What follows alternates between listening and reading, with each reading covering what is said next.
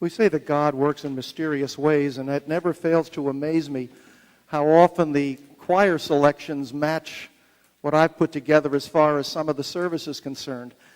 I write the sermons. I pick the hymns that you sing, whether you like them or not. I mean, they're my choice. Marilyn does all the stuff with the choir, and we do not converse or communicate about any of these things. And yet, if you were listening to the words, it matched exactly what the scripture reading was, and it matched exactly what the theme of the sermon is. So something's happening out there. It's kind of interesting.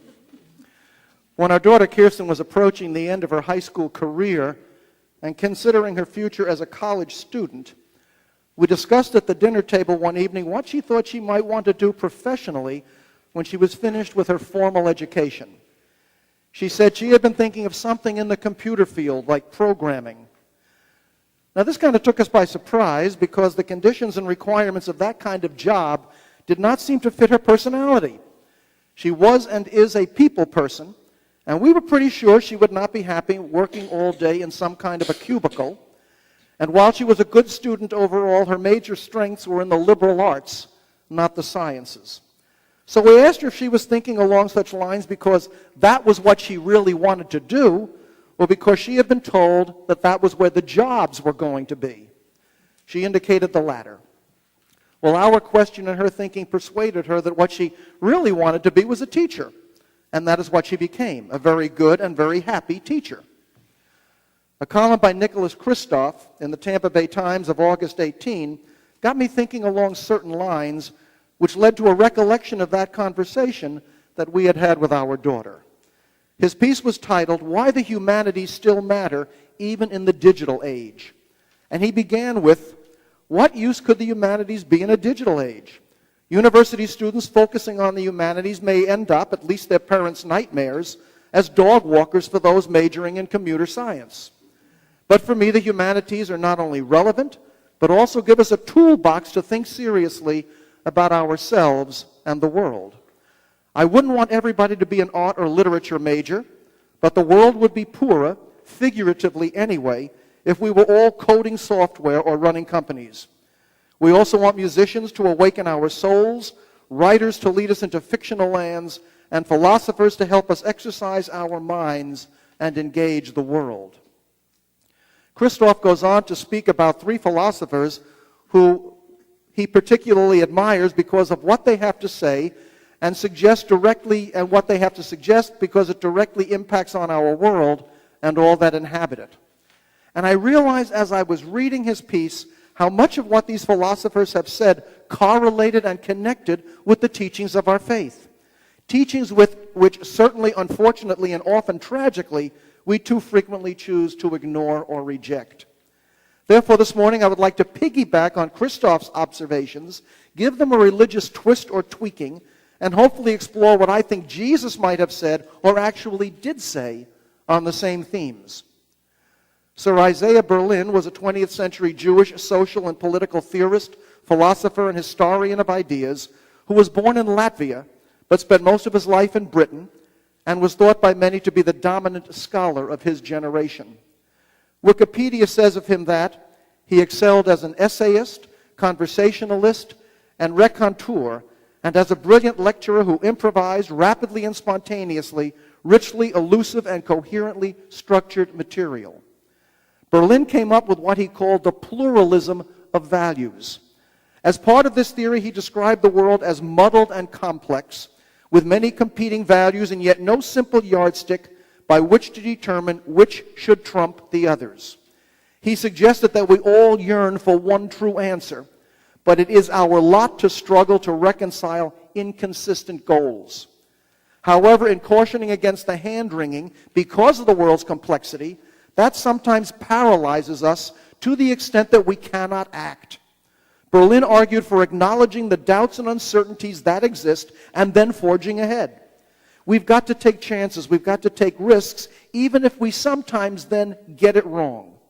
In Berlin's words, principles are not less sacred because their duration cannot be guaranteed. Indeed, the very desire for guarantees that our values are eternal and secure in some objective heaven is perhaps only a craving for the certainties of childhood. We'd all like life to be filled with more yeses and nos, We'd like more black and white and a bit less gray. We'd like our decision-making to be easier. I would offer the words I read earlier to you from Micah and Matthew as setting forth pretty straightforward values which one can readily understand and which have stood the test of time. However, the complexity comes when we try to implement and apply such teachings. Do justice, love kindness, love God above all else and with our whole beings while walking humbly with Him, love our neighbors as we love ourselves while treating them as we want to be treated. Nothing confusing there. But the devil is in the details, because the question is, how? How? How can we secure and assure justice when money determines so much of what happens in our world, and those with enough of it can usually buy the results they desire in any given situation? How? How can we demonstrate kindness in those circumstances when doing so works against our own best interests or those of individuals who are closest to us? How? How can we love an abstract, seemingly out-there God above all else when the all else is what we know we want and think we need? How? How can we walk humbly with such a God when we find it difficult to walk humbly with anyone, anywhere or anytime? How? How can we love and treat each other as we want to be loved and treated, especially if and when they really tick us off? None of this is easy, as we can see when we consider how hard it was even for Jesus, who died as a result of it. But if we can somehow do it all better, what a difference that would make in our world. Take chances, take risks, go boldly forth to do whatever we can do step by step, and our lives will change as we change. John Rawls, American philosopher, was considered by many of his colleagues to be the most important moral and political philosopher of the 20th century. Teaching at both Harvard and Oxford, he received numerous prizes and awards for his work, and upon receiving the National Humanities Medal in 1999, was lauded by President Bill Clinton, who said that his thinking helped a whole generation of learned Americans revive their faith in democracy itself. Rawls offered a useful way of thinking about many of today's more troubling issues, such as poverty, such as inequality, such as the lack of empathy in our society of people for people, while exploring questions of fairness. This thinking led to compelling explanations of why we should create safety nets to support the poor and build good schools to help young products of poverty achieve better lives. Along these lines, Rawls suggested that we imagine we are gathering to agree on a social contract, a guideline for our society and our world, if you will, but from an original position. This means that as we do this envisioning, we don't know if we will be rich or poor, smart or dumb, healthy or handicapped, diligent or lazy, American or Bangladeshi. We don't know if we will be born into a wealthy suburban family or to a single mom living in the inner city. He reasoned that if we developed a social contract from such a position of equality, we would be far more likely to favor measures that would protect those at the bottom, because we might wind up being those at the bottom. Now, there would still be inequalities, certainly to create incentives for economic growth, and because, for whatever reason, some would make it better than others. But if done from an original position, we would choose social structures that would allow inequality only when the least advantaged members also benefited. We Americans are so much better off than most of the people of the world, and some Americans are so much better off than other Americans. Some of that comes about because of hard work, but a lot of it results from luck, where we were born and who we were born to, as well as a bit of deck stacking by those who have it and are determined to keep it. Where do you stand on the issue of illegal immigration, especially of children? And would your opinion be different if you were one of those illegal immigrants, especially a child? Where do you stand on aid to impoverished countries? And would your opinion be different if you were living there? Where do you stand on the inequality of salaries and other forms of financial compensation between executives and laborers? And would your opinion be different if you were the one working just as hard and receiving so much less? Where do you stand on raising the minimum wage? And would your opinion be different if you were struggling to survive on less than $8 an hour? Where do you stand on free lunches for poor children? And would your opinion be different if your child was one of the 30,000 in America who needed a free lunch in order to have at least one good meal a day? These are the kinds of issues Rawls said should be considered from an original position, and that if they were, the resulting rules and regulations developed to form the social structure would be more fair, and those with the least would still have enough. And I think Jesus pretty much said the same thing. Those goats who were condemned for not caring about the hungry, the lonely, the naked, the sick, the imprisoned, could have been sheep if they had only treated their fellow human beings with empathy and compassion. To what degree is our world ruled by those whose primary and perhaps only concern is self-interest? Peter Singer, an Australian moral philosopher who teaches at both Princeton University and the University of Melbourne, specializes in applied ethics and approaches ethical issues from a utilitarian perspective. His best-known book, Animal Liberation, deals with animal rights. As you might suspect, Singer has pioneered the public discussion of our moral obligation to animals and argues that it is wrong to inflict cruelty on cows, hogs, chickens, or other domesticated animals we raise for food just so that we can enjoy a tasty and inexpensive as possible lunch. Is such thinking extreme? If so, then why have we long asserted that people should be arrested for torturing cats or organizing dogfights? Singer just takes it a step further and focuses on industrial agriculture, turning what we put on our plates into a moral as well as a gastronomical issue.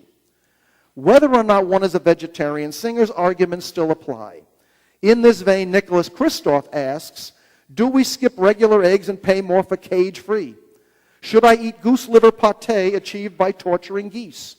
Do we give preference to restaurants that try to source pork or chicken in ways that inflict less pain? In our reading from Genesis, we heard one version of how God created humanity and gave people dominion over other forms of life.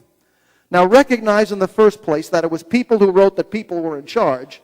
It might have been different if it was horses or bears who reported the structuring.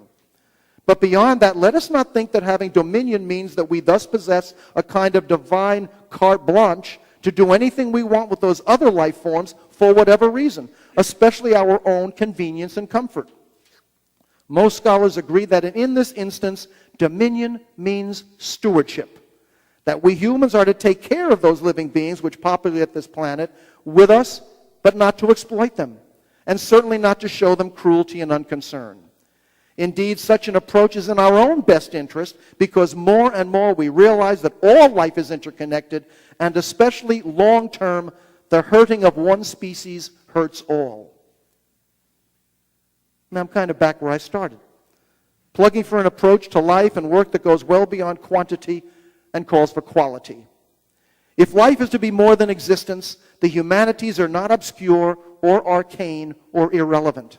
And our faith certainly teaches that life should be worth living.